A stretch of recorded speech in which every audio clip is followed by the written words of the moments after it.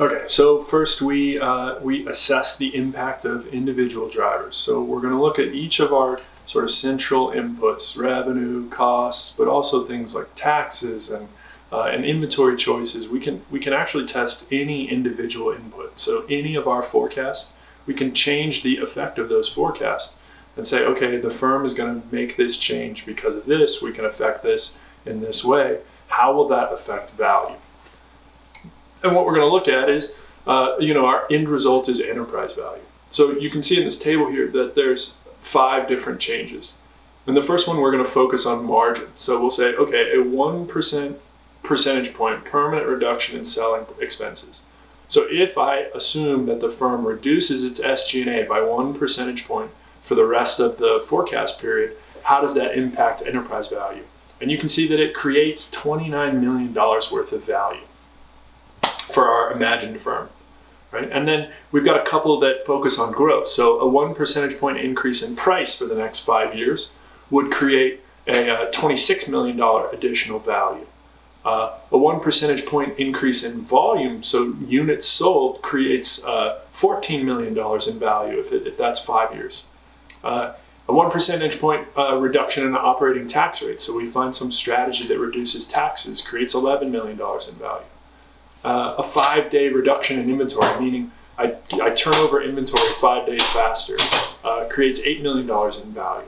Right? And this is what I'm looking for. I'll build a big table with all of these choices and then all of the valuation impacts listed.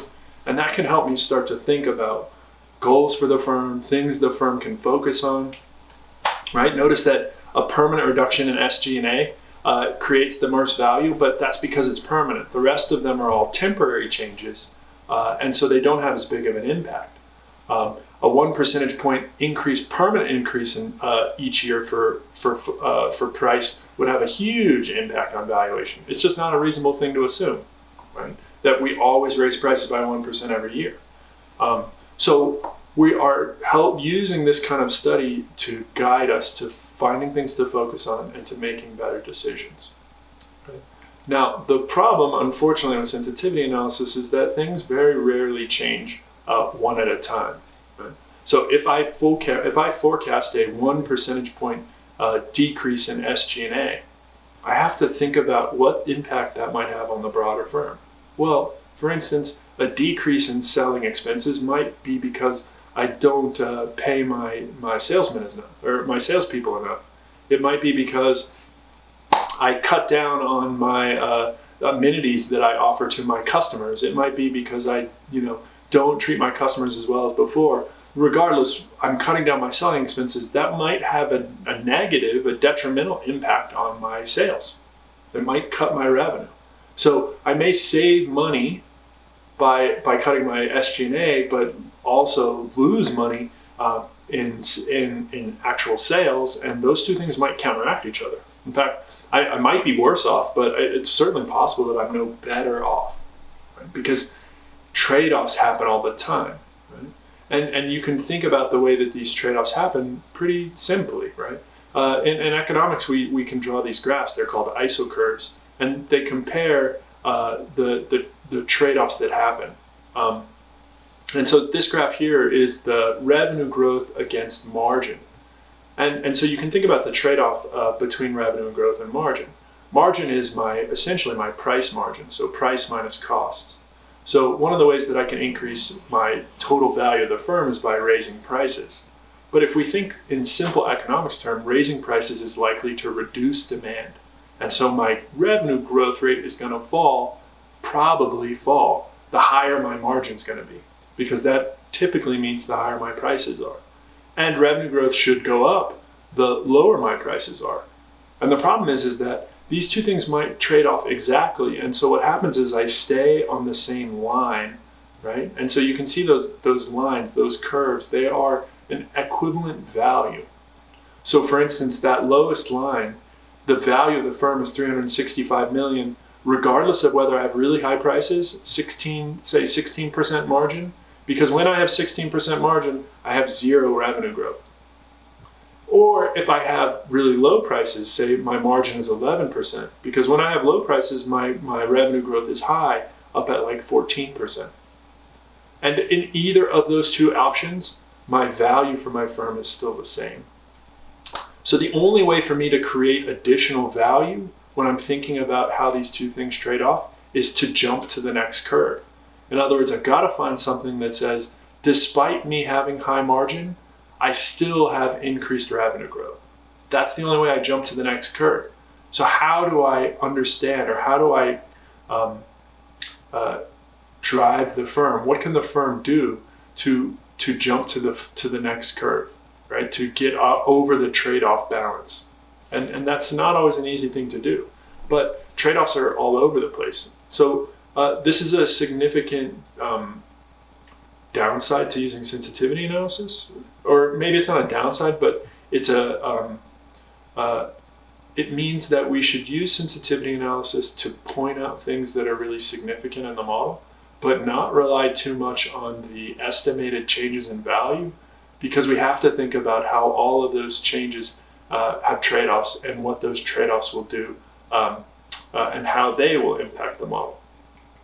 And so what that brings us to ultimately is something called scenario analysis.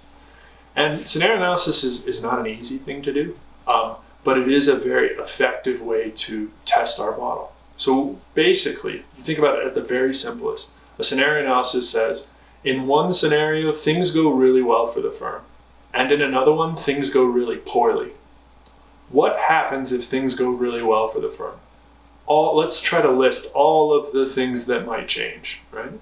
So, for instance, a really good scenario for the firm could be that we introduce a new product and people love it, right? People buy it; it's flying off the shelves. It's the hit new thing, right? And so, because it's flying off the shelves, our revenue growth has a spike, and we can improve margins because we can charge more because we have we're the first one to be selling this. We can raise prices because demand is so high. And then our capital turnover might fall because we are building everything as fast as we can get it out, right? All of those things have a really positive impact, and they're going to drive really high values for the firm, right? And the negative scenario is, for instance, we introduce a new product and it's ho-hum, nobody cares, right? So revenue growth falls because we spent all this money producing this new product and nobody cared about it. So we reduce prices because we don't have any demand, so we put pressure on our margins. And then our capital efficiency falls because we are having too much inventory on hand. We can't move it all, and we're trying to do too much. So ultimately, we have this totally negative impact on the firm. It's going to have negative impact on valuation. In other words, when we're doing scenario analysis, I'm trying to think about likely total firm outcomes for things that might happen, right? And that can help me really understand the true impact of something on the firm way more than, say, sensitivity analysis, which is only varying one thing at a time. Okay, so I have these two scenarios, a good scenario and a bad scenario. I might have 100 different scenarios that I'm analyzing, all with reasonable changes, small changes in firm outcomes. So it doesn't have to be just great or bad. It can be okay. It can be, all the way from the firm introduces a new product and it's the best thing ever to, we introduce a new version of our old product and people buy more of it. And it's, it's genuinely better. And what we do then is we assign a probability to each of those scenarios outcome. We say, okay, I think it's probably more likely that the good outcome happens than the bad outcome. And I think that probability is higher. And what we ultimately arrive with a scenario analysis test is a probability weighted value. So we say, okay, based on our probabilities of each of these scenarios, and these are the scenarios that we think are most likely to happen in the future, here's a more accurate representation of value that has these probabilities of all these futures built in.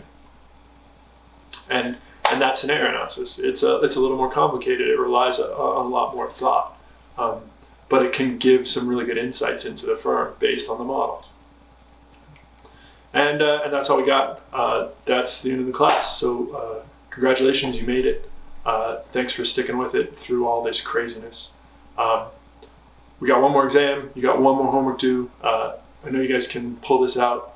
Everybody's been doing really well so far. I really expect that to continue. The homeworks have been great, and the exams have been really great too. So good luck on the rest of the semester. Good luck in all your other classes. Hopefully I'll see you guys around in the fall when we're all, fingers crossed, back at school. Unless you're graduating, in which case, good luck with that too, and congrats. And hopefully I'll see you in December when we have in-person graduation. Okay, that's it.